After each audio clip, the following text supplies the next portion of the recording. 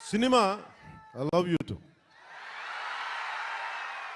Cinema cinema ఎంత బలమైందంటే అంటే నేను మీతోటి ఎందుకు పంచుకుంటున్నానంటే ఇది సార్ మీరు కాళ్ళు నింపేసి కొంచెం ఎక్కువసేపు మాట్లాడతాను మా వాళ్ళతో కొంచెం చైర్స్ వేయకూడదు చైర్స్ వేయండి పాపం ప్రతిసారి నేను మాట్లాడుతూ ఉంటే నలిగిపోతూ ఉంటే కొంచెం ప్రశాంతం కూర్చుంటాను కొంచెం చైర్స్ ఉన్నాయా అన్న కొంచెం చైర్స్ వేయించండి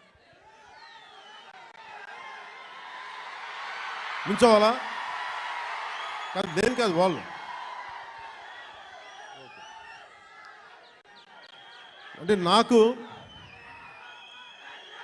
విశాఖపట్నం సత్యానంద్ గారు నన్ను ఇక్కడికి తీసుకొచ్చినప్పుడు నాకు యాక్టింగ్ అంటే తెలియదు యాక్టింగ్ ఓనామాలు తెలియదు మీరు అలసిపోయిన తర్వాత మాట్లాడతాం మీరు అరౌండ్ ఎంతసేపు అరుస్తాం ఈ అరుపులు ఈ ఉత్సాహం రేపు సినిమాలకు ఉంచుకోండి మొత్తం అలసిపోతాం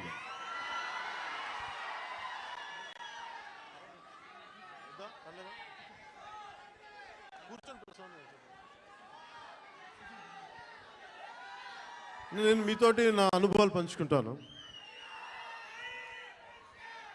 అంటే నేను మీరు ఇప్పుడులా కనిపించే సత్యానంద్ గారు నాకు పరిచయం అయ్యే టైంకి నాకు బయటికి 10 మంది మధ్యలోకి రావాలంటే చాలా ఇబ్బంది ఉండేది రూమ్లోంచి బయటికి రావాలంటే సిగ్గుపడిపోయాడు ధైర్యం ఉండేది కాదు కానీ లోపల చాలా ఆలోచించేవాడిని ఏదన్నా సరే బయటకు వచ్చి ఏదైనా మాట్లాడాలి గొంతు పెగల్చాలి అంటే లోపల బిగుసుకుపోయేది భయం వచ్చేది గొంతంతా ఉండలు పడిపోయాయి ఉండలు చుట్టుకుపోయేది అలాంటి సమయంలో మా అన్నయ్య గారు అడిగారు నువ్వు ఏమవ్వాలని ఉందరా అంటే నేను చాలాసేపు ఆలోచించాను జస్ట్ బతకాలి ఉందని చెప్పాలనుకున్నా ఆ మాట అంటే కొడతాడని చెప్పలే ఏదో తెలివితే అట్లా చూపించుకున్నా కానీ నాకు లోపల ఏముండిందంటే నాకు ఏ కోరికలు లేవు నాకు చిన్నప్పటి నుంచి నాకు పెద్ద ఏం కోరికలు లేవు ఏదో మామూలుగా బతకడం తప్ప ఒక హీరో అవ్వాలనో లేదంటే సాధించాలనో లేదు కానీ చిన్నప్పటి నుంచి ఉన్న ఒకే ఒక్క మూల లక్షణం ఏంటంటే అన్యాయం జరిగితే ఎదురుదాడి చేయాలంటాం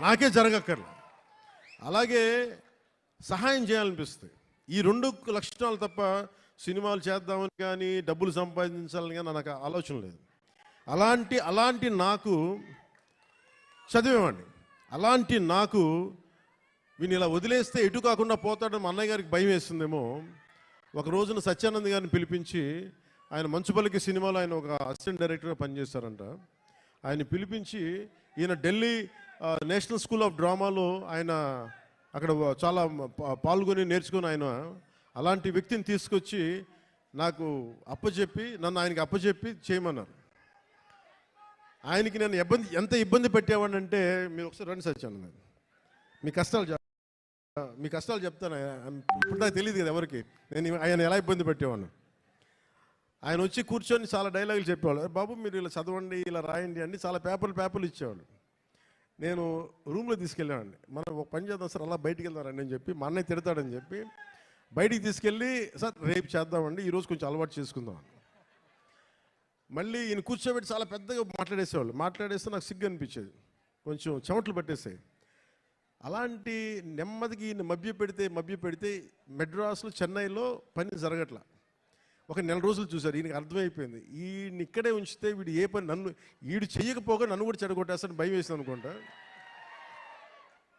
ఆయన ఏమనేవాళ్ళు చూస్తూ ఉండేవాళ్ళు సో నన్ను ఫైనల్గా ఏం చేశారంటే మా అన్నయ్య చిరంజీవి గారికి ఏం చెప్పారంటే తమ్ముడిని నేను విశాఖపట్నం తీసుకెళ్తానండి అక్కడ కొంచెం నాకు టీం అంతా ఉంటుంది అని తీసుకెళ్ళి నన్ను ఇక్కడ పడేశారు మధ్యలో పడేస్తే నేను ఈయనంటారు కూర్చోబెట్టి నడిచే డ్యాన్సులు చేసే ఇవంటే నాకు సిగ్గుతో చచ్చిపోయేవాడిని ఎలారా వీళ్ళందరూ యాక్టర్స్ అవుతారు ఎలారా వీళ్ళందరూ చేస్తారు అనుకునేవాడిని మరి మెల్లిగా నా చేత కొంచెం సిగ్గు చిన్న మ్యూజిక్ ఫస్ట్ నాకు నేర్పించిందల్లా ప్రారంభించింది సరస్వతి నమస్తుభ్యం అనే ఒక ప్రార్థనతోటి నాకు నా నటనా శిక్షణ మొదలైంది అందుకే సరస్వతి దేవికి అని నాకు ఈ రోజుకి గుర్తు ఆయన సరస్వతి ప్రార్థన రోజు పొద్దున్నే చేయించి నాకు క్లాసెస్ పెట్టేవాళ్ళు ప్రారంభించేవాళ్ళు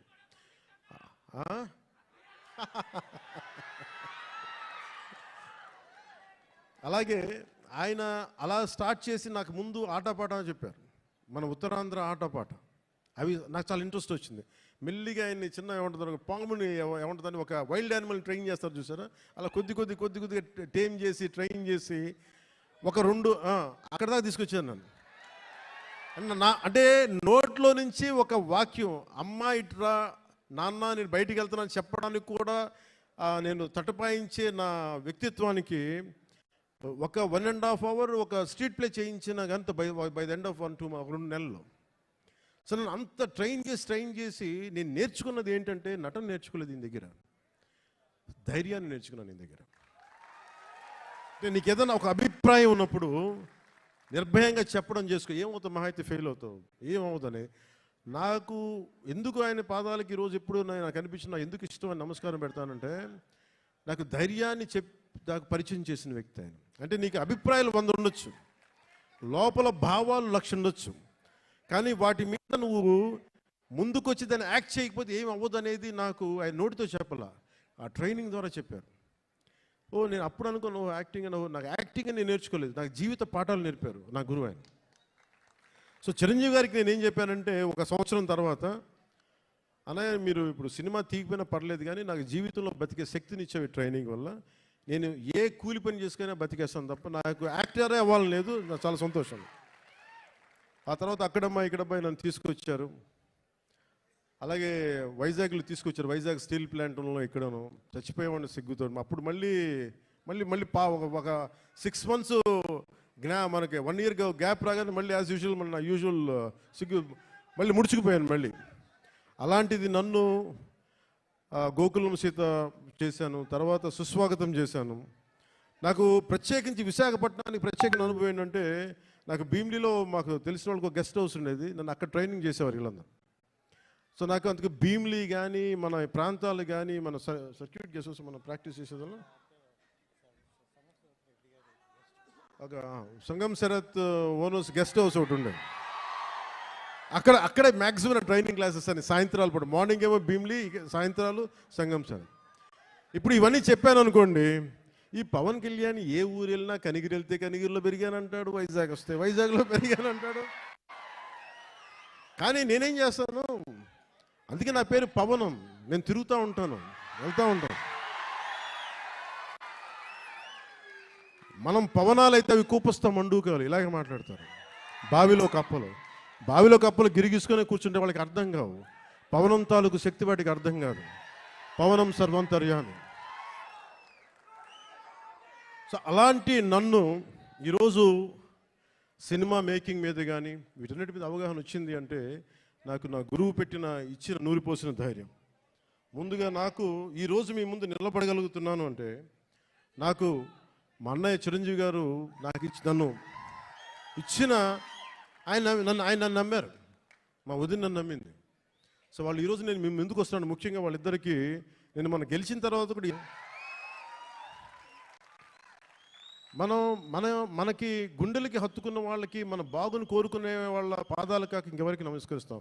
మనకు కనిపించే దేవుళ్ళు వాళ్ళు, మనకు కనిపించే దేవుళ్ళు మా గురువే మనకి దైవం. సో ఇలాంటి సమయంలో నాకే అనిపించింది, మన ఏదో సినిమా, ప్రతి ఒక్క సినిమా కృష్ణవంశీ గారి సినిమాలు చెప్తూ ఉంటారు కదా, 30 years ఎక్స్పీరియన్స్ అండి ఇక్కడనే. ఇంకొక సంవత్సరం దాటితే మనం కూడా కొంచెం చెప్పచ్చు 30 years ఎక్స్పీరియన్స్ ఇక్కడ. తమాషాలు కదా, 30 years ఎక్స్పీరియన్స్ రాబోతుంది, వెయిట్ చేయండి. అంటే 96లో రిలీజ్ అయింది. సో దీంతో పాటు